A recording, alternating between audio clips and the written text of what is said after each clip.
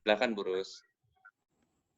Baik, bismillahirrahmanirrahim. Assalamualaikum warahmatullahi wabarakatuh.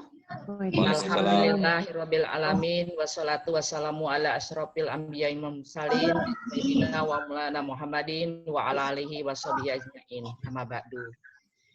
Yang saya hormati Pak Ustadz Ibnu, Teh Isti, Ibu Sri, Mbak Ria, Pak Evi, kemudian Ibu Dini Handayani. Sayang wajahnya belum kenal ini. Mohon izin pada hari ini saya hanya sedikit sharing. Saya tidak menggurui atau mengajarkan kepada Bapak dan Ibu yang luar biasa, tapi hanya sekedar sharing yang bisa saya sampaikan. Kita tahu pada umumnya masa yang paling indah itu sebenarnya adalah tak kala anak kita berada pada usia balita. Usia balita kemudian juga usia dini, yaitu antara usia 0 sampai dengan usia 6 atau 7 tahun. Kalau kita berbicara tentang masalah pendidikan anak usia dini, sebenarnya di dalam Al-Quran banyak sekali sudah dibahas dan sudah disampaikan, mungkin sudah dengar dari ustadz yang lain. Seperti yang disampaikan juga di dalam hadis, apabila ada anak Adam sudah meninggal, maka putuslah semua amalnya, kecuali 3 hal, yaitu sedekah jariyah, ilmu yang bermanfaat, dan anak yang soleh yang mendoakan. Maksudnya apa? Dalam hal ini artinya kita sebagai orang tua memang benar-benar harus mempersiapkan bahwa anak selain sebagai investasi dunia juga adalah investasi akhirat buat kita. Apa investasi akhiratnya? Kita akan terus mendapatkan pahala dari anak-anak yang kita didik dengan baik. Mudah-mudahan anak-anak kita semuanya menjadi anak-anak yang soleh dan soleha. Itu semua harapan orang tua. Sesukses apapun orang tua, itu pasti mengharapkan yang paling utama adalah kesuksesan untuk anak-anaknya. Selain itu juga di dalam hadis dikatakan, Imam Ghazali berkata, anak adalah amanat bagi orang tuanya, hatinya bersih, suci, dan polos, kosong dari segala ukiran dan gambaran. Anak akan selalu menerima segala yang diukirnya dan akan cenderung terhadap apa yang mempengaruhinya. Jadi, kalau kita melihat dari hal yang disampaikan oleh Imam Ghazali, bahwa pendidikan keluarga itu adalah pendidikan yang sangat penting. Selain pendidikan di luar. Karena kita tahu pada dasarnya pendidikan itu akan diwarnai oleh 3 hal. Pertama adalah pendidikan keluarga, kedua pendidikan sekolah, dan yang ketiga adalah pendidikan di dalam masyarakat. Dari ketiga unsur ini, kita melihat atau saya mengambil hal yang paling dominan adalah anak di dalam pengasuhan di dalam keluarga.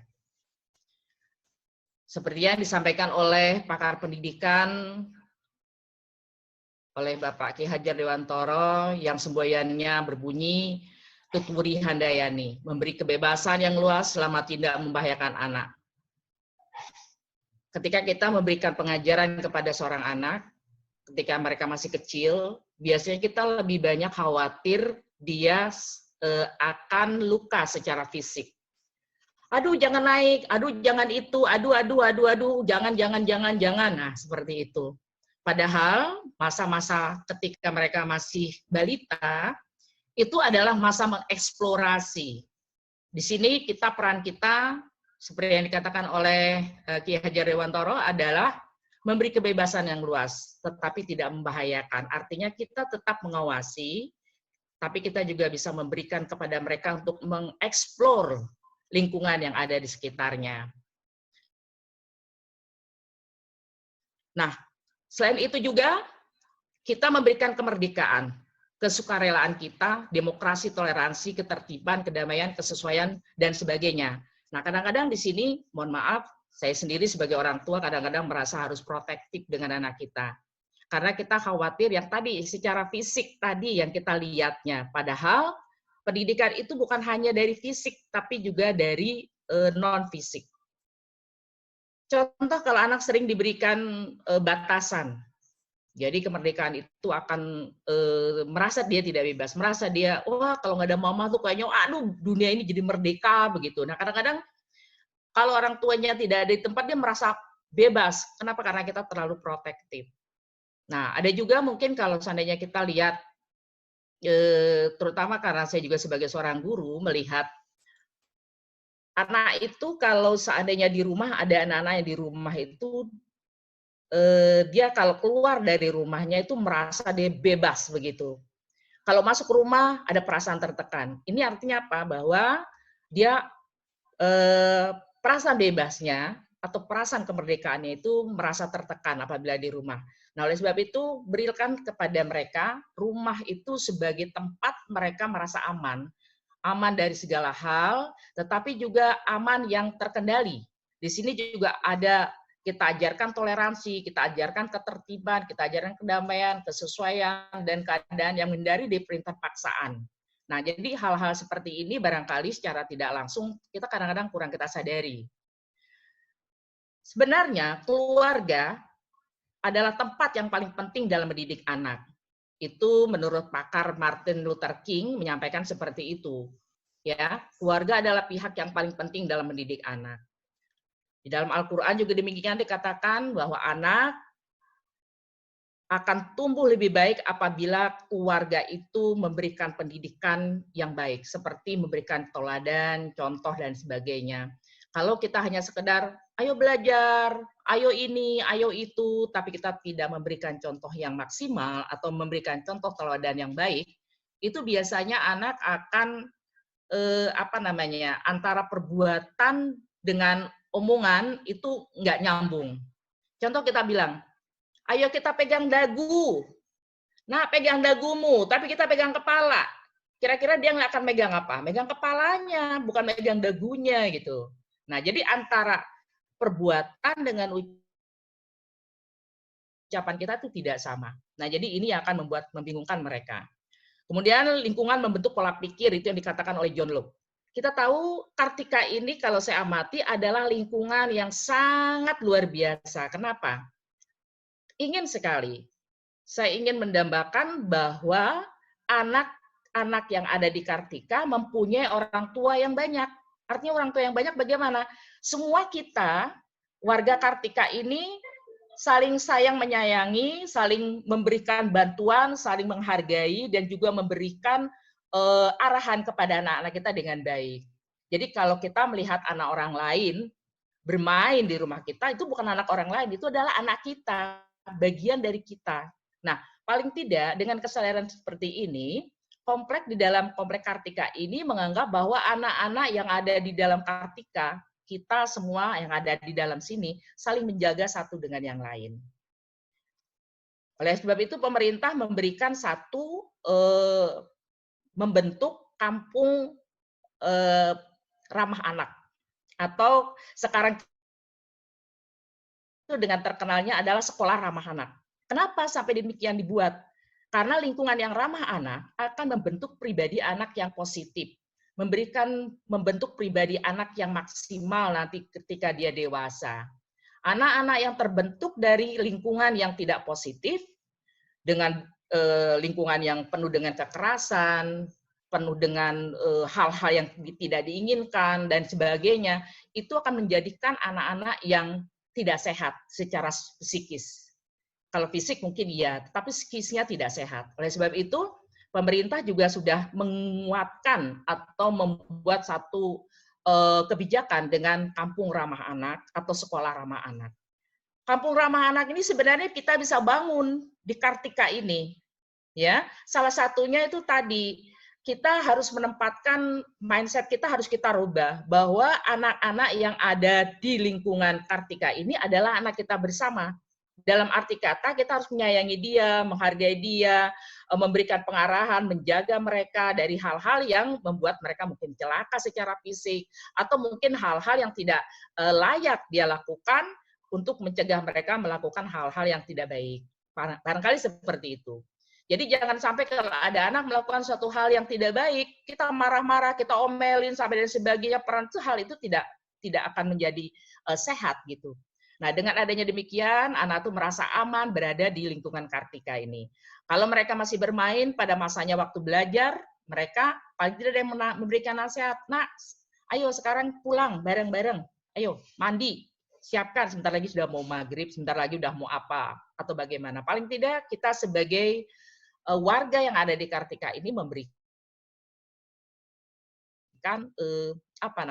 edukasi bersama untuk anak-anak kita yang ada di sini. Karena saya melihat lingkungan di Kartika ini banyak sekali anak-anak yang usianya masih usia SD, TK, yang mereka memang sedang berkembang di usia ini. Selain itu juga, ibu adalah guru terbaik bagi anaknya. Ini menurut pendapat Pestalogy, ya. Ibu adalah guru yang terbaik bagi anaknya. Ya, itu. Tapi jangan dikira ibu itu guru yang terbaik bagi anaknya. Kenapa? Itu tadi contohnya, ayo belajar. Tapi ibunya mungkin nonton sinetron atau apa. Kita bisa melakukan ini kalau anak-anak kita itu memang dia sudah selesai belajar, kita sudah bisa siapkan itu kalau mereka sudah sudah mulai bisa berpikir dan sebagainya. Kalau untuk masih anak-anak tuh masih kecil, paling tidak ketika apa yang kita katakan ya kita harus lakukan. Nah, paling tidak seperti itu, memberikan pelayanan yang terbaik, kemudian memberikan rasa aman dan lain sebagainya. Kemudian juga kita harus menghargai anak sebagai individu yang unik. Menurut Maria Montessori, ya, seorang pakar anak usia dini, dia katakan menghargai anak sebagai individu yang unik. Kadang-kadang, mohon maaf, ini di sekolah terutama ya, saya sebagai guru, apalagi sekarang sebagai pengawas, sering menyampaikan kepada teman-teman guru bahwa kita tidak bisa mengajarkan bebek untuk terbang dan tidak bisa mengajarkan burung untuk berenang. Apa maksudnya? Anak ini mempunyai kemampuan yang berbeda setiap anak dan kita tidak bisa paksakan seorang anak itu dia harus sama dengan anak yang lainnya. Jadi dia punya kemampuan yang unik gitu. Jadi seperti kita juga mengharapkan pokoknya saya kalau punya anak saya harus jadi ini gitu. Paling tidak. Nah, karena tidak bisa semua anak seperti itu. Jadi kita lihat sampai di mana kemampuan mereka, apa sih yang menjadi hobi mereka, apa sih yang menjadi kegemaran mereka, paling tidak ya kita bisa tahu lah seperti apa. Salah satu hal yang pernah saya lakukan ketika anak-anak masih kecil, terus terang karena saya tidak belajar psikologi dengan mendalam, saya minta bantuan psikologi. Jadi anak itu bagaimana kita mengarahkan dia? Kita ajak dia tes psikologi untuk melihat kemampuan bakat mereka masing-masing. Nah, dari hasil itu kita bisa tahu, oh ternyata anak kita tuh punya IQ-nya demikian, punya kompetensinya demikian, punya bakatnya demikian. Berarti kita nggak bisa paksakan apa yang kita mau untuk dia kerjakan, gitu. Jadi sesuai dengan bakatnya. Nah, jadi dengan demikian mudah-mudahan tidak salah arah apa yang kita harapkan dari kemampuan yang dia miliki. Paling tidak seperti itu. Seperti juga yang dikatakan oleh John Dewey, mengutamakan minat daripada materi. Minat. Nah, kita tahu. Ada anak ketika dia gurunya nih sedang ngajar. Ya, contohnya yang sekarang deh, masalah COVID nih, kan kita kan home learning nih di rumah. Anak itu ternyata dia lebih nyaman dengan gurunya dibandingkan dia belajar sendiri di rumah. Komentar yang bisa saya dapatkan adalah, Bu Guru ternyata Mama lebih galak daripada Bu Guru. Nah, coba. Kalau kamu komentarnya seperti ini bagaimana? Artinya apa? Kita tidak kurang sabar mengajarkan anak dibandingkan guru-gurunya gitu. Nah, itu artinya apa? Kita tadi tidak tahu cara mengajarkan mereka di rumah. Padahal keluarga adalah tempat di mana anak belajar gitu. Nah, coba bayangkan. Nah, saya karena sering banyak bergaul dengan para guru-guru TK, itu saya benar-benar salut dengan mereka.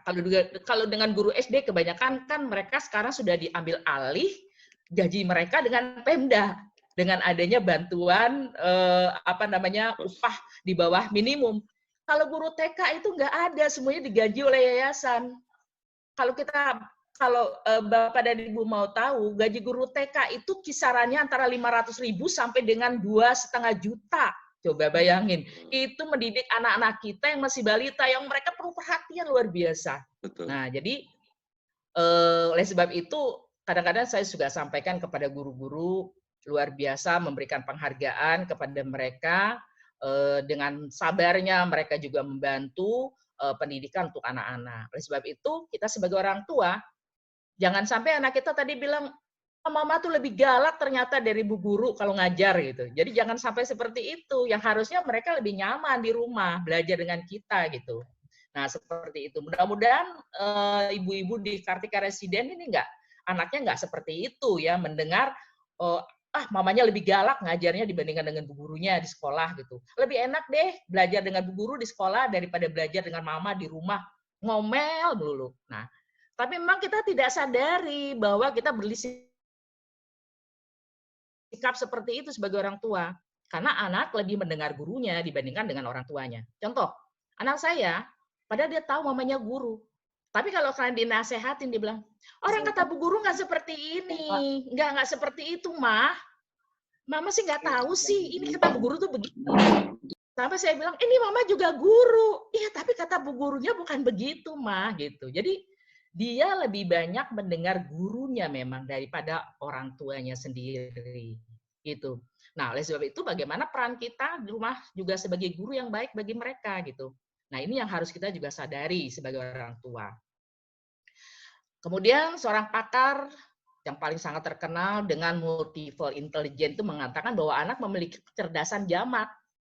Jadi kecerdasan anak itu ada kecerdasan parsial, kecerdasan numerik, kecerdasan art ya, seni, kemudian ada 8 ya, kinestetik dan sebagainya. Jadi ada anak yang mereka memang kalau disuruh nyanyi itu nggak bisa.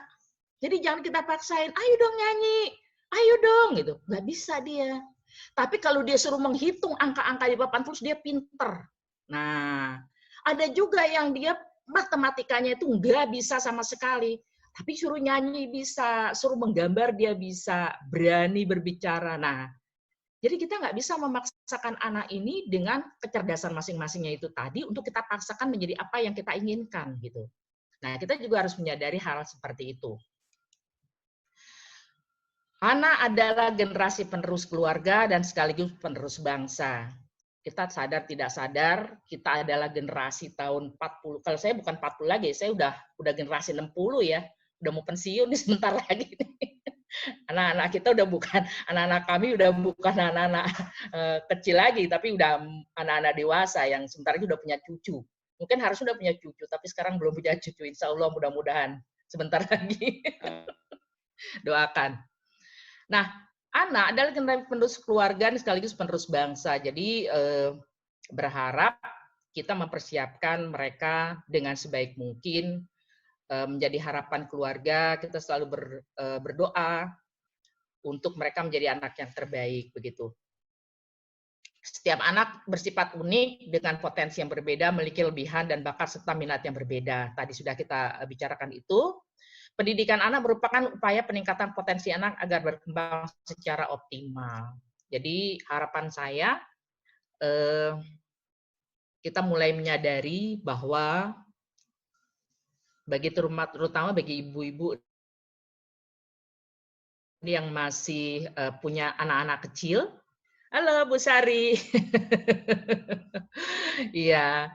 Jadi anak-anak yang masih perlu perhatian dan harus mulai menyadari. Mungkin feedback, mohon izin bukan saya untuk mengajari ibu-ibu sekalian, tapi hanya sekedar merefresh peran kita sebagai orang tua, sekaligus sebagai guru, sekaligus sebagai ya tadi yang paling penting, contoh tauladan yang ada di keluarga. Jadi bagaimana kita memberikan pelayanan yang terbaik buat anak-anak kita untuk dia menyiapkan dirinya untuk menapaki masa depan yang lebih baik. Keberhasilan pendidikan anak dalam keluarga sangat dipengaruhi oleh pola asuh orang tua terhadap anak dalam keluarga. Jadi, mohon maaf nih, kadang-kadang kita tuh terlalu khawatir. aduh gimana ya gitu. Ini pengalaman, barangkali saya sedikit sharing. Pertama kali saya mengantarkan anak saya untuk dia harus mengikuti pendidikan ke luar negeri, termasuk mungkin banyak di sini ibu-ibu termasuk TST udah mengalami mengantarkan anaknya untuk mengikuti pendidikan di luar negeri. Ada rasa khawatir nggak? Pasti ada rasa khawatir. Nah, disitulah kadang-kadang seperti teman-teman juga bilang, kok kamu kayaknya nggak khawatir deh, atau kamu kayaknya nggak cemas deh, anak kamu tuh pergi jauh, udah gitu tiga-tiganya pergi jauh lagi. Kayaknya kamu tuh ini ya, banyak teman-teman yang bilang saya tuh kayaknya tega gitu. Padahal dalam hati saya akan merasa lebih tega lagi, terasa kelihatan lebih tega lagi, tak kala mereka tidak berhasil di dalam pendidikan mereka, berada di dekat kita karena kita terlalu overprotective. Nah, di sini maksudnya apa? Kadang-kadang kita harus bersikap, harus mempunyai rasa sedikit tega tak kala kita mempersiapkan mereka mendapatkan pendidikan. Contoh lagi kalau kita mau mengantarkan mereka untuk pendidikan di pesantren. Kita tahu pesantren juga banyak sekali anak-anak yang tidak boleh dijenguk setiap saat. Jadi mereka hanya boleh pulang pada waktu semesteran. Nah, mereka hanya ketemu sekali pada waktu libur saja. Nah, bagaimana kita sebagai orang tua merasakan itu? Nah, mudah-mudahan kita sama-sama sebagai orang tua menyadari bahwa keberhasilan pendidikan di dalam keluarga itu juga dipengaruhi oleh pola asuh kita sebagai orang tua. Karena pola asuh yang salah itu akan berdampak kepada kehidupan mereka di masa yang akan datang. Keluarga merupakan kumpulan beberapa orang yang karena terikat oleh satu keturunan atau peristiwa khusus atau adopsi. Jadi kita juga menyadari karena tidak semuanya dari keluarga kita hanya terdiri dari bapak, ibu, dan anak. Tapi mungkin di keluarga kita ada eyang kita, ada tante, ada om, atau ada siapa ya yang ada di dalam keluarga kita besar kita ini bergabung. Itu juga akan memberikan pengaruh di dalam pola pengasuhan. Contoh, anak yang terlalu dimanja oleh kakek neneknya, ya sementara kita ini sudah memberikan pendidikan yang anggap ini sudah baik gitu. Tapi orang tua kita mungkin atau nenek kakeknya dia yang memberikan terlalu memberikan kasih sayang berlebihan, ya itu akan menjadi juga tidak baik gitu. Jadi kita memang paling tidak melihat bagaimana karena tidak ada sih kakak dan nenek tuh yang nggak sayang dengan cucunya, rata-rata semuanya sayang. Tapi sayangnya ini yang harus juga kita sadari, bahwa jangan sampai rasa sayang tadi membunuh kreativitas dia, merusak apa yang menjadi hal yang kita inginkan. Contoh rasa kasih sayang yang berlebihan itu juga sebenarnya merusak. Contohnya apa jadi kasih diberikan tanpa ada lagi ini ya, kita saring dulu. Apakah apa yang diberikan itu memang benar-benar membangun dia atau tidak? Contoh seorang anak minta diberikan, mohon maaf ini, kalau kita lihat juga banyak orang tua yang dia belum cukup umur, tapi minta motor, diberikan motor. Padahal itu secara tidak langsung membunuh dia itu. Kalau dia ngebut, kalau dia apa dan sebagainya. Ya, jadi paling tidak banyak hal lah yang kita juga harus bisa pikirkan dengan baik. Keluarga memiliki fungsi penyedia sosialisasi, pendidikan, keanggotaan, dan penggunaan sumber daya. Jadi paling tidak kita berharap keluarga kita mempunyai peran yang lebih maksimal lagi. Kemudian keluarga juga merupakan lembaga pertama dalam kehidupan anak, tempat anak belajar, dan menyatakan dirinya sebagai makhluk sosial.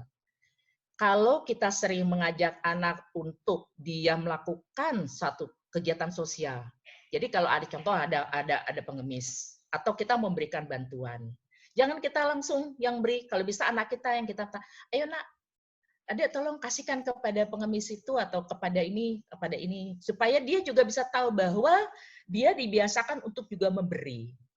Nah, seperti kalau di sekolah itu kan dibangun karakter. Sekolah adalah tempat membangun karakter. Di antaranya adalah anak itu dibiasakan untuk memberikan bantuan sumbangan. Kalau ada bencana, ayo anak-anak siapa yang mau memberikan bantuan? Seandainya, apakah dengan uang jajannya, apakah dan sebagainya. Apa kamu punya mainan di rumah bisa dibawa ke sekolah, kamu bisa berikan kepada teman kamu. Itu salah satu alat atau tempat atau suasana atau keadaan yang bisa membantu anak untuk dia secara tidak langsung itu dibangun rasa sosialnya gitu. Tapi sayang sekarang ini sekolah ini juga sudah mulai dikebiri. Contohnya untuk infak sedekah setiap Jumat itu dilarang dengan alasan apa? Itu adalah pungutan liar. Nah, ini yang kadang-kadang juga terus terang saya sebagai guru nggak setuju ya. Padahal di situ tempat di mana anak itu belajar dia untuk bersedekah, untuk infak, untuk merasa bahwa itu dia punya kewajiban di dalam dirinya itu untuk bisa membantu orang lain, gitu. Nah ini yang kadang-kadang saya nggak ngerti ya. Kita udah protes nih, bahwa itu bukan pungutan liar, tapi tetap aja ada undang-undangnya itu bahwa kalau anak itu ngumpulin duit buat infak itu, terutama sekolah negeri loh ya ini ya, kalau sekolah swasta sih kayaknya terbebas dari urusan itu ya, karena saya banyak bergaul di sekolah negeri, jadi melihat guru itu jadi kadang-kadang sekarang ini takut. Dengan adanya kondisi seperti ini, peran kita di keluarga semakin lebih berat. Guru tidak lagi berani untuk memberikan hukuman yang lebih keras karena anak itu berbuat salah, yang mengakibatkan anak itu semakin dia tidak terkendali secara kepribadian. Sekarang kita lihat banyak anak-anak juga yang berbuat hal-hal yang tidak baik, tetapi guru tidak berani untuk menghukumnya. Yang akibatnya apa? Peran guru di situ sudah mulai berkurang. Ya, peran guru berkurang kenapa? Karena rasa takut untuk dihukum gitu. Nah, ini juga menjadi salah satu hal yang membuat kita sebagai keluarga ini atau sebagai rumah tangga atau sebagai ibu, sebagai orang tua semakin berat ini. Karena ada juga orang tua, mohon maaf nih, kalau di Kartika kayaknya sebaik-baik deh orang tuanya ya, saya lihat. Ini yang saya alami sendiri. Ada anak karena dia tidak mengerjakan PR beberapa kali, dihukum suruh berdiri gitu. Kemudian nggak terima karena dimarahin sama gurunya, dia pulang ngadu. Itu si orang tua menerima pengaduan dari anak dan dia marahin gurunya di depan anak itu. Coba bayangin. Akhirnya guru akan berpikir, udah amat, gue pikirin bukan anak gue ini mau apa jadi apa. Nah, ketika guru sudah bersikap demikian, peran kita sebagai orang tua semakin berat.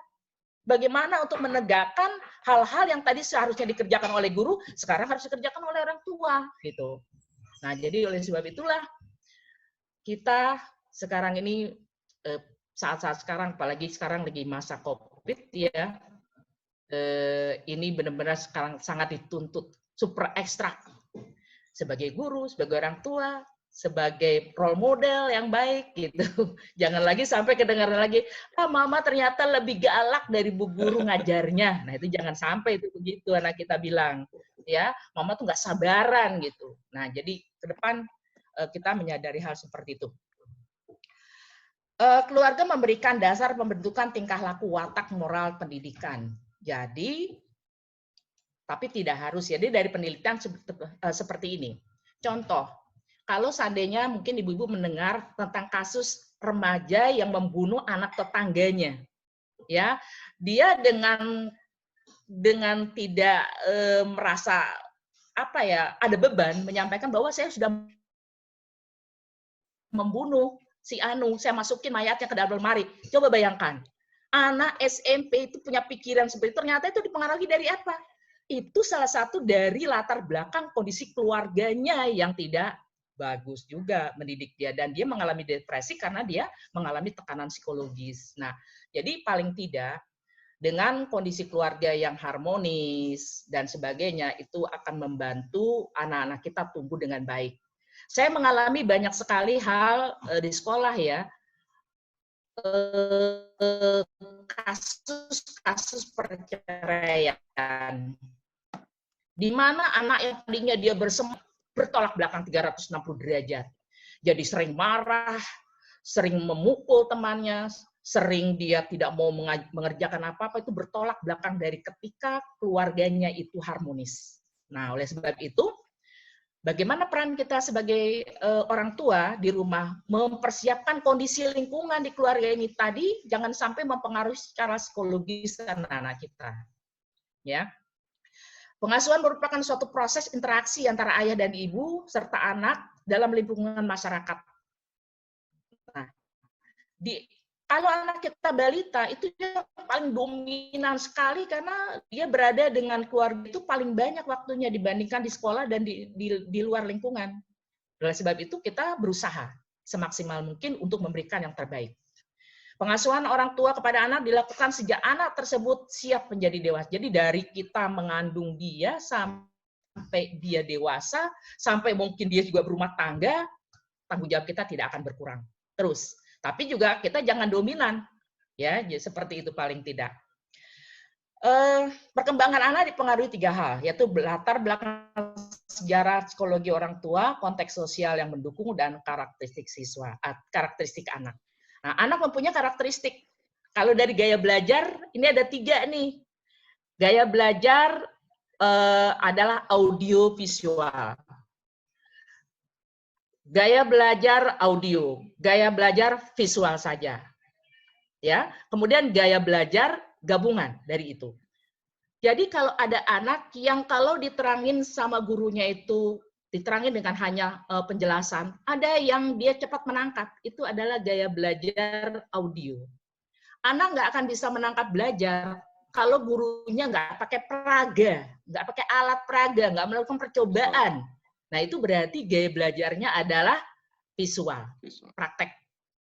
Atau ada gabungan dari keduanya. Nah, sementara kita di rumah, kebanyakan kita menyadari, terutama saya menyadari, kita lebih banyak itu meminta atau memerintah dia melakukan sesuatu gitu. Padahal dia harusnya dia itu kita kasih contoh, ini lo ngerjainnya begini gitu. Nah, barangkali hal seperti ini juga menjadi bentuk penyadaran dari kita sebagai orang tua. Pengasuhan anak terhadap perkembangan kompetensi ini di latar belakangi ya dari ketiga hal tadi. Latar belakang orang tua, konteks sosial yang mendukung, karakteristik anak. Kalau konteks sosial yang mendukung ini, alhamdulillahnya kalau di Kartika semua orang tuanya pada tahapan menengah atas. Tapi di luar sana, di masyarakat sana, kita lihat yang mereka itu mohon maaf, yang kondisi sosial ekonominya itu sangat-sangat sulit sekali yang mereka bisa mendapatkan hal yang terbaik. Kadang-kadang mereka itu mau belajar, rumahnya satu petak, ibunya tidur di situ dengan 4 orang anak, bapak ibu dengan 4 orang anak, rumahnya cuma sekamar. Ini yang sering saya dapati di sekolah-sekolah. Ya, apalagi sebagai pengawas saya kan harus sering datang berkunjung untuk anak-anak yang mendapatkan KJP, itu kita harus survei ke tempat anak yang menerima KJP. Apakah benar-benar orang tuanya tidak mampu? Dan kita bisa melihat di situ. Satu petak itu berempat atau berlima mereka. Di situ tidur, di situ masak, di situ belajar, bayangkan. Nah, jadi hal-hal seperti ini tidak sehat, tapi mau apa lagi? Dan itu juga mempengaruhi, dan masyarakat kita sebagian besar adalah seperti itu. Yang saya hadapi di sekolah-sekolah. Tapi alhamdulillah kalau di Kartika ini saya melihat kelas menengah atas yang secara konteks sosialnya itu sebenarnya sangat mendukung sekali. Tetapi yang mungkin yang tanpa kita sadari adalah latar belakang dari psikologi kita sebagai orang tua. Ya, apakah kita menyadari bahwa kita sebagai orang tua sudah menyadari benar-benar mempersiapkan lingkungan yang terbaik dari segi psikologi mereka. Itu yang kadang-kadang kita juga harus selalu sadar. Mudah-mudahan kita selalu berdoa, mendoakan anak kita menjadi anak yang terbaik. Amin, amin. Seperti yang kita harapkan. Karena pola-pola asuh ini, pola asuh yang kita berikan kepada anak ini, ya, itu ada 3 macam pola asuhnya. Ada pola asuh koersif, ada pola asuh permisif, dan ada pola asuh dialogis. Apa yang dimaksud dengan pola asuh koersif? Yaitu identik dengan hukuman dan pujian. Apakah kita introspeksi diri kita? Apa kita selalu melakukan hukuman dan pujian kepada anak? Atau kita melakukan pola asuh permisif? Biasanya menghendaki anak-anak itu tumbuh dengan mandiri. Ya udah terserah deh, yang penting kamu ini gitu. atau kita mempunyai mengandung pola asuh dialogis, menyeimbangkan kebebasan dan keteraturan. Nah, kalau menurut saya kayaknya ketiga pola asuh ini sebenarnya nggak bisa berdiri sendiri. Kalau menurut saya, ya, dia saling di mana ada tempatnya kita berikan anak itu tumbuh dengan mandiri, memberikan kemandirian, tapi anak juga harus bisa menyeimbangkan antara kebebasan dan keteraturan. Jadi kita mulai berpikir atau kita mulai introspeksi diri. Mana yang paling banyak kita lakukan dengan anak kita? Apakah kohersifnya? Apakah permisifnya? Apakah dialogisnya? Atau kita sering menggunakan mengkolaborasi dari ketiga pola asuh kita itu tadi. Nah, mudah-mudahan dengan kita bersilaturahim seperti ini, mohon maaf dan juga mohon maaf sekali bukan saya mengajarkan, tapi hanya sekedar mengingatkan, menyadarkan diri kita bersama. Saya juga sebagai orang tua, menyadarkan diri saya bahwa saya harus juga memberikan pelayanan terbaik buat anak-anak saya. Nah, kalau selanjutnya kita lihat di sini komunikasi positif dalam pengasuhan. Komunikasi merupakan kegiatan yang sangat penting dalam proses pengasuhan. Kita melihat bahwa itu tadi ketika kita bilang, nah pegang dagu, tapi kita pegang kepala gitu. Dia pasti nggak akan mau pegang dagu, dia ngelihat apa yang kita pegang. Nah itu salah satu contohnya ya. Nah apalagi banyak sekali hal-hal yang kita bisa lihat. Apakah kita berbicara selalu tergesa-gesa dengan anak kita? Udah ya, nih mama begini. Jadi ngomong itu nggak dengan teratur, tapi ketika kita jalan. Jadi kalau bisa ya ketika kita mau berbicara dengan anak kita ajak duduk dia atau kita dekati dia, kita peluk dia, kemudian kita ajak ngomong dengan ini supaya kita tidak tergesa-gesa. Dan kita jangan selalu beranggapan bahwa semua anak itu sama. Seperti tadi, jangan kita mengajarkan bebek untuk terbang dan jangan mengajarkan burung untuk berenang. Karena nggak mungkin bebek itu diajarin seperti apapun, suruh terbang, nggak akan bisa terbang seperti burung. Dan nggak akan mungkin burung itu diajarin berenang seperti apapun bisa seperti bebek berenang. Nah, jadi hal inilah yang harus kita juga menyadari bersama.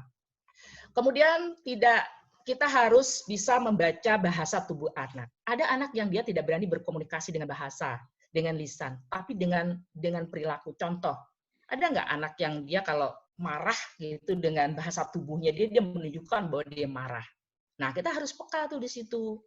Ya, ada juga anak yang dia tiba-tiba menjadi pendiam, dia tiba-tiba menjadi murung, dia tiba-tiba menjadi sebagainya. Berbeda dari kebiasaan ini. Ini yang juga harus kita juga bisa meraba perasaan mereka. Kemudian kita juga menggunakan gaya bahasa yang komunikatif. Jangan menggunakan bahasa yang negatif. Ya, kadang-kadang kita marah, dalam Islam juga dikatakan, subhanallah, anak mama yang pinter, anak mama yang baik. Alangkah mama akan berbahagianya kalau kamu bisa melakukan seperti yang mama harapkan. Kemudian kita juga akan melihat ya, gaya bahasa. Gaya bahasa atau gaya komunikasi yang non-produktif ini, apakah kita banyak kita gunakan atau tidak di dalam keluarga kita. Contoh memerintah. Tolong, kerjain ini. Nah, biasanya, mohon maaf ini gaya komunikatif orang tua itu juga dipengaruhi oleh gaya dari psikologi kalau di dalam ada buku itu yang mengatakan bahwa kita mempunyai latar belakang dari kepribadian. Itu bahwa ada kepribadian yang bosi, yang bisa dia memerintah aja, dia nggak sadar bahwa di rumah tuh nggak bisa dengan memerintah begitu gitu. Ada gaya bahasa yang ya sudahlah damai.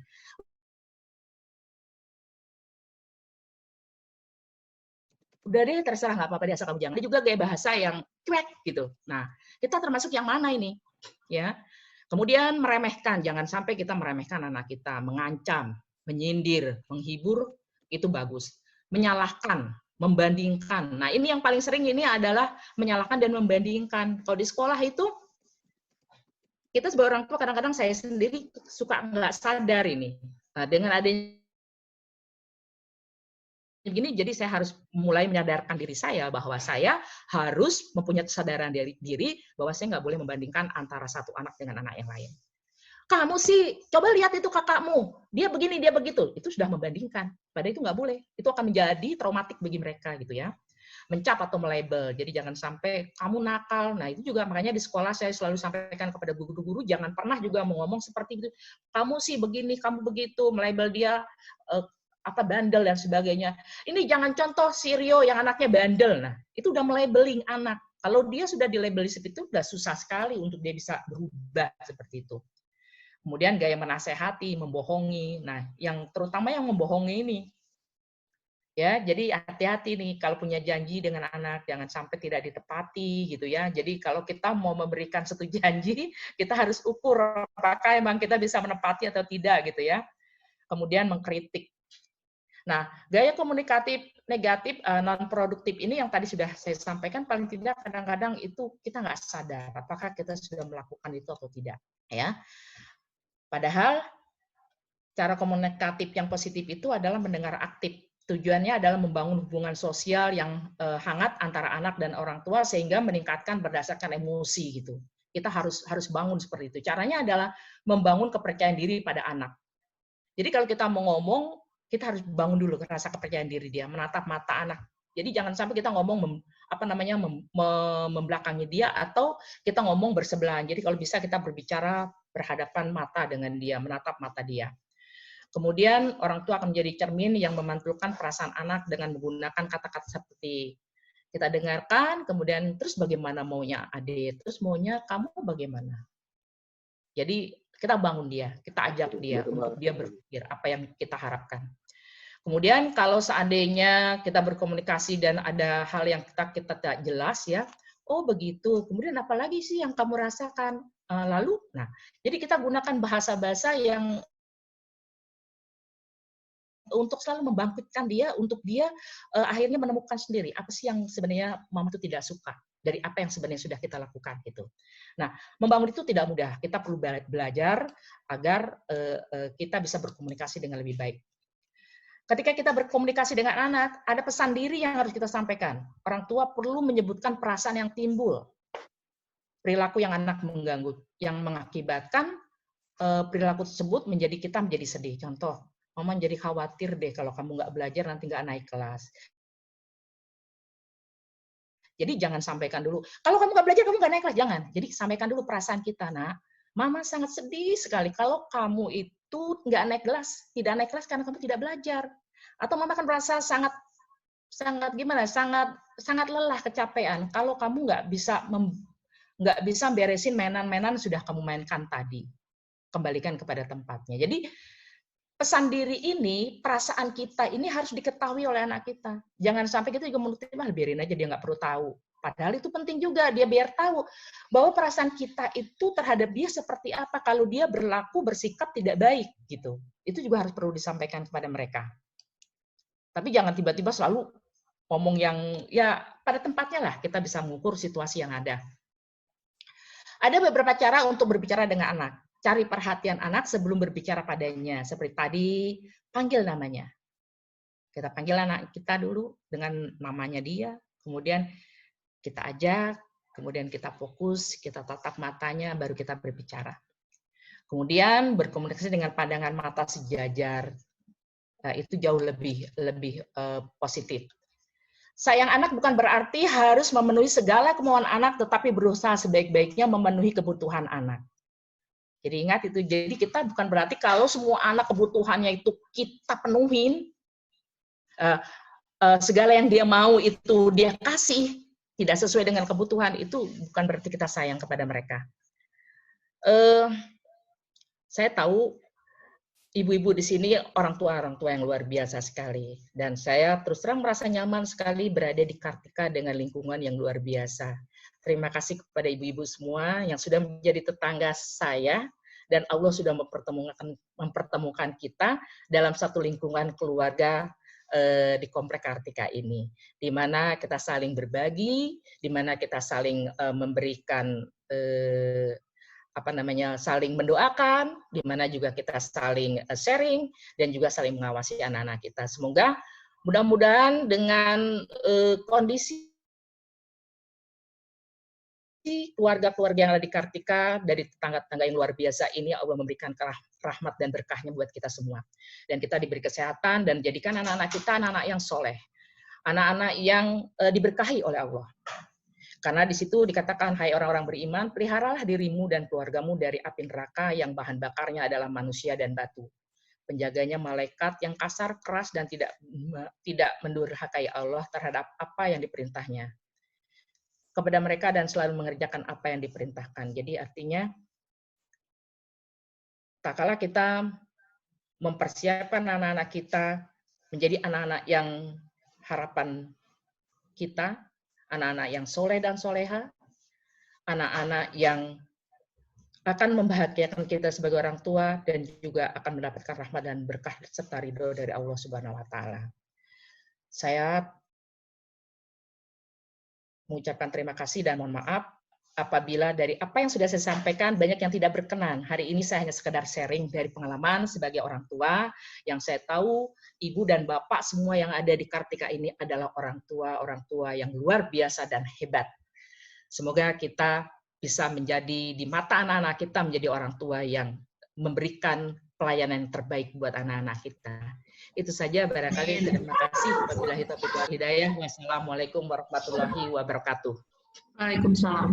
Barangkali ada yang mau ditanyakan. Ayo ibu-ibu, monggo, bapak-bapak, ibu-ibu yang mau ditanyakan, konsultasi dengan Ibu Rus. Ini mumpung gratis, malah dapat hadiah yang nah, luar biasa Bu Rus ya, matur nuwun sangat. Ini tadi banyak sekali informasi yang sudah bisa kita dapat dari apa namanya, dari yang Ibu Rus sampaikan. Ada beberapa hal yang memang kalau ketika kita lihat bahwa sekarang ini memang banyak sekali orang tua yang bisa punya anak tapi nggak siap nggak siap punya anak gitu ya. Artinya pendidikan kepada orang tua itu ternyata nggak kalah dibutuhkannya dibanding dengan pendidikan ke anaknya sendiri. Apalagi dalam working from home sekarang ini, benar-benar orang tua itu dituntut untuk menjadi guru yang nggak punya ilmu pedagog kayak Bu Rus ini kan. Ini Iya. orang tua dadakan semua, nih guru dadakan semua.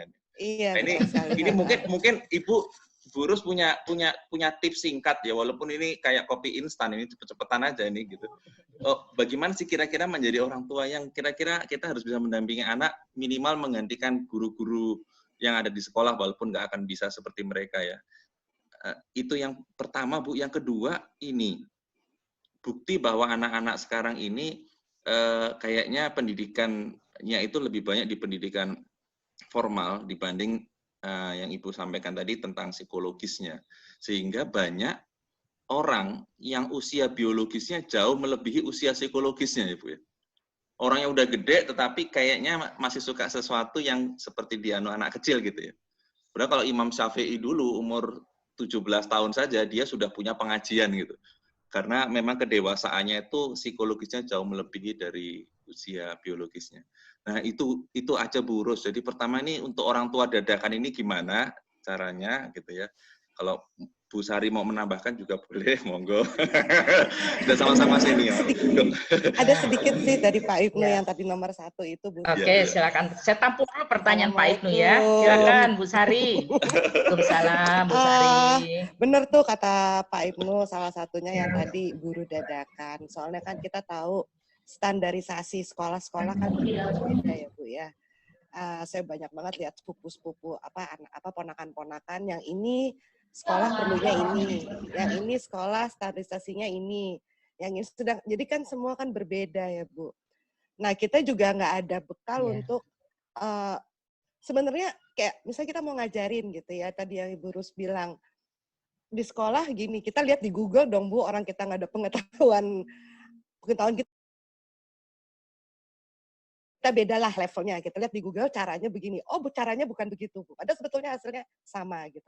Jadi sebetulnya lebih standarisasi apa yang kita harus kasih ke anak gitu untuk bisa dia juga dia tetap berinteraksi dengan sekolah gitu loh. Sedangkan kita kan interaksinya juga dengan yang lain.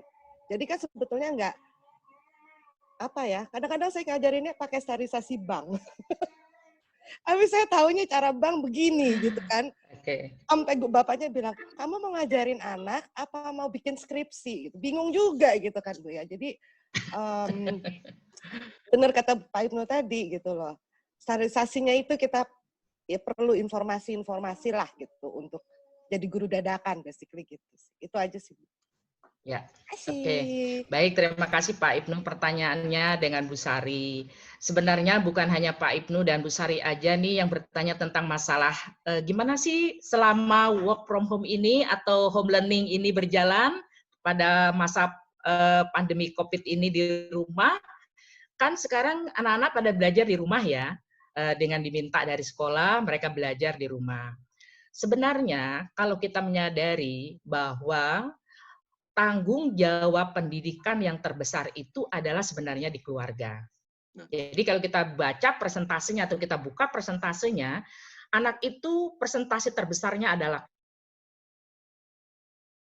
keluarga, kedua baru sekolah, dan ketiga masyarakat. Nah, di keluarga ini sebenarnya paling sangat sederhana adalah bagaimana supaya dia belajar apa yang dia mau pelajari, tetapi tidak terlalu menyimpang dari apa yang sudah diberikan panduan juga dari sekolah. Karena pada dasarnya ketika sekolah memberikan menyuruh anak belajar home learning di rumah, itu sudah ada panduannya berupa RPP atau rencana pembelajaran. Nah, orang tua itu diberikan informasi dari guru.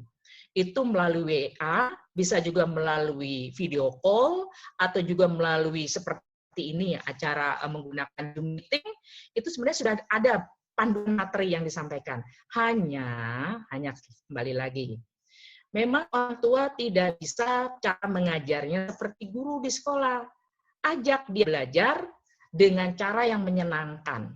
Ajak bermain, karena pada usia-usia belajarnya itu hanya 30%, sedangkan 70%-nya itu main. Dibandingkan dengan sekolah, beda. Kalau di sekolah itu berimbang antara main dengan belajar, menuntut anak itu ketika home learning ini mendapatkan kompetensi seperti yang diharapkan di sekolah. Memang tidak bisa. Tetapi, tak kala kita mengajar kepada mereka seperti yang tadi saya sampaikan. Nah, hari ini Bu Guru minta kamu belajar tentang ini. Nah, ayo kita belajar sama-sama. Jadi kita mengajak dia itu, kita ngajak belajar, bukan kita ngajari. Kembali beda ini ya Bu ya. Jangan kita ngajarin, tapi ngajak dia belajar bareng-bareng sama kita. Ayo kita belajar bareng yuk sama mama. Ayo kita belajar. Tapi tema belajarnya hari ini tentang ini. Begitu. Nah, tema yang sudah ditetapkan oleh sekolah itu selalu kan di-share setiap hari. Karena saya juga kan memantau sebagai pengawas. Jadi laporan dari sekolah itu begini, Bu Sari. Jadi, guru melakukan proses pembelajaran home learning, prosesnya itu dilaporkan kepala sekolah melaporkan kepada pengawas melaporkan kepada Sudin melaporkannya kepada Dinas Pendidikan Provinsi. Begitu. Kalau di Jawa Barat berarti ke Provinsi Jawa Barat. Kalau di DKI, Provinsi DKI, Dinas Pendidikannya gitu. Nah, memang yang menjadi kendala, kalau di Kartika kan sebenarnya memang nggak jadi masalah. Masalah di luar yang paling banyak sekali dialami adalah masalah kuota. Jadi itu masalah internet itu menjadi masalah sekarang ini di home learning ini. Kenapa? Karena tidak semua orang tua itu punya HP, punya sarana kayak kita dengan baik. Mereka banyak yang cuma punya HP, HP-nya itu nggak Android, cuma bisa SMS doang. Gimana dia bisa menerima pembelajaran dari sekolah? Gimana dia mau video call gitu? Nah, bagaimana peran kita kalau di rumah? Jadi karena kita sudah diajak, kita sudah punya fasilitas, kita ajak itu dengan belajar apa? Itu kan di link itu kalau di Dinas Pendidikan ada link program TV atau program udah ada linknya, kita tonton bareng-bareng. Jadi ketika belajar kita memang mendampingi. Ketika dia harus belajar melakukan ini ya kita temani, kita bermain sama mereka. Makanya kenapa pemerintah itu work from home itu kita bisa paling tidak sebenarnya ada hikmahnya loh di balik dari musibah COVID ini. Kita semakin lebih dekat dengan anak sebenarnya dengan pembelajaran itu tadi.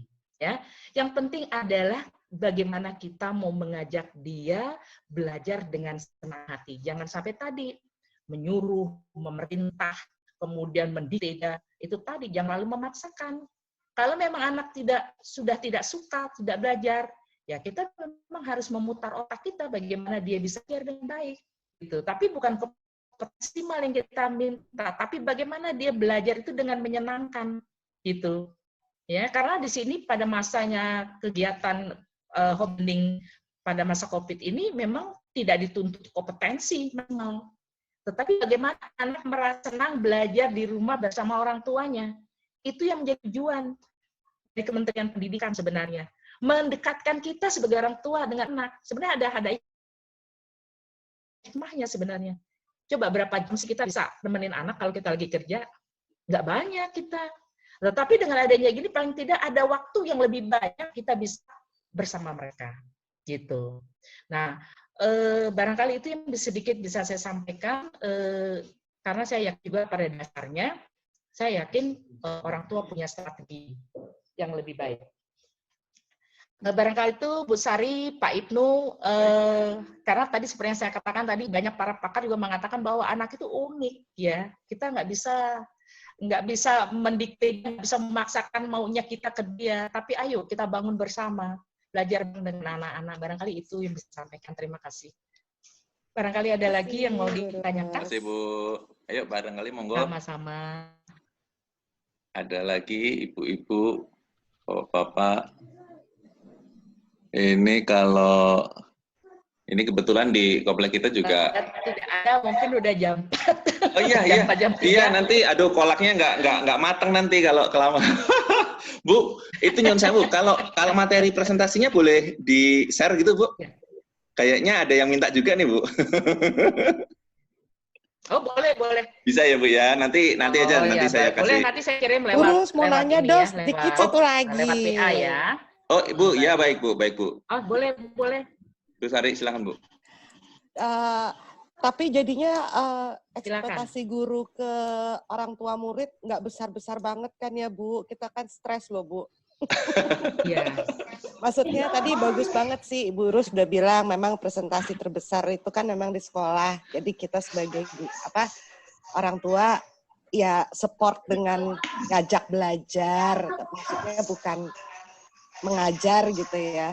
Terus tadi ada juga bilang nggak dituntut konsisten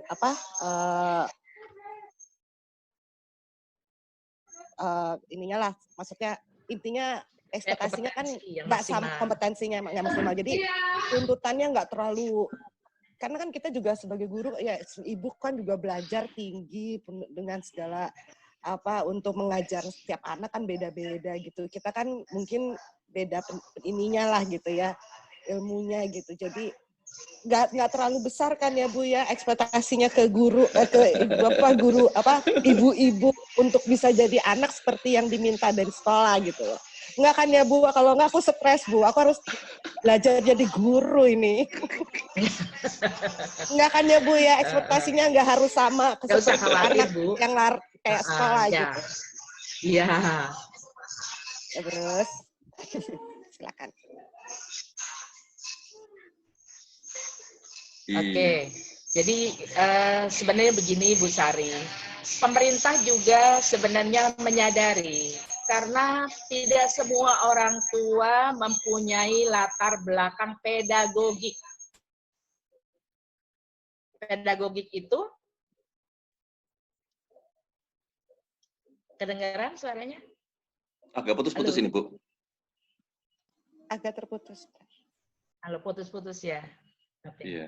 Jadi gini maksudnya, tidak semua orang tua yang mempunyai latar belakang pendidikan pedagogik. Pedagogik itu adalah ilmu mendidik.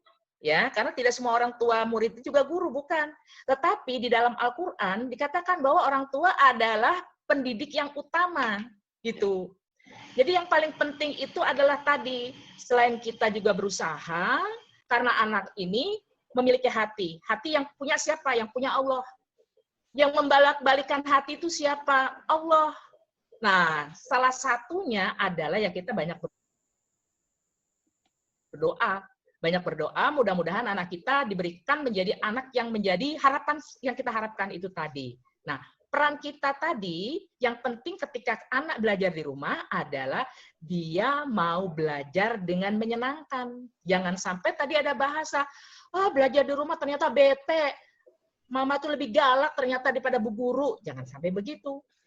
Ternyata nggak menyenangkan bagi anak kalau kita terlalu itu tadi menuntut yang maksimal sekali. Padahal kita sendiri tidak tahu yang maksimal itu seperti apa maunya kita gitu.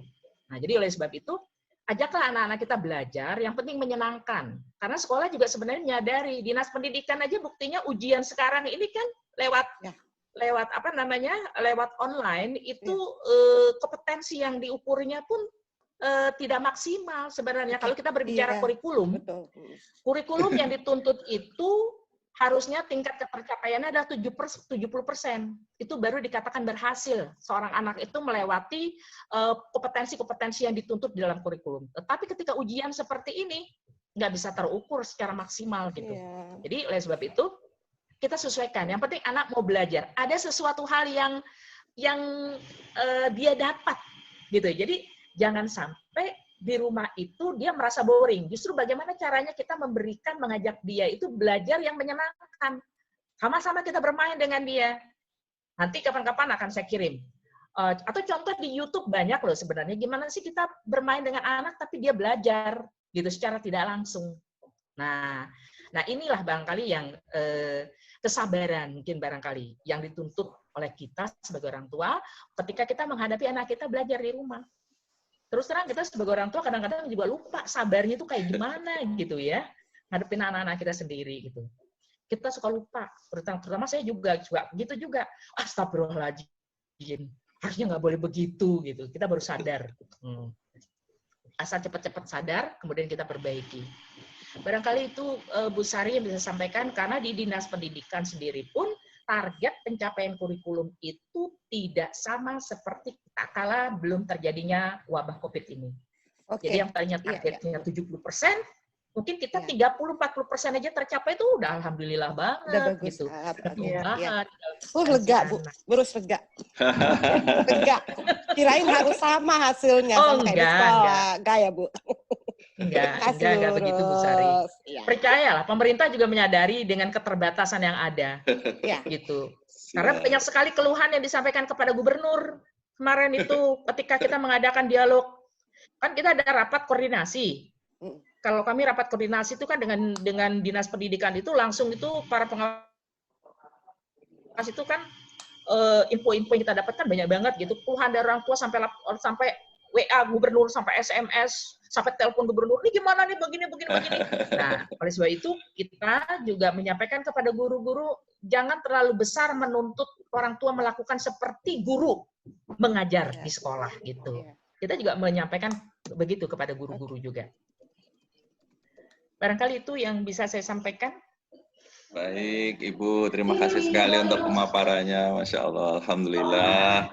Baik, ini udah jam 15:11, jadi mungkin kalau nanti akan dilanjut, mungkin kita perlu bikin khusus ini Bu, kajian khusus parenting gitu ya Bu ya, untuk ibu-ibu, untuk anak-anak gitu kan, bagus banget. Jadi insya Allah, memang cita-cita kita dulu udah mau kita lakukan ya Bu, kalau nggak salah di aula, tapi insya Allah dengan begini kita bisa memulainya di Zoom ini.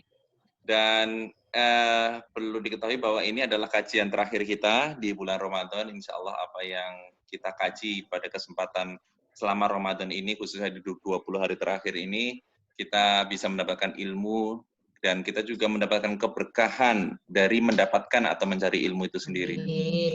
Ya, karena bagaimanapun juga sebuah kajian ilmu akan dinaungi oleh malaikat-malaikat yang mudah untuk mengaminkan doa-doa kita. Insya Allah.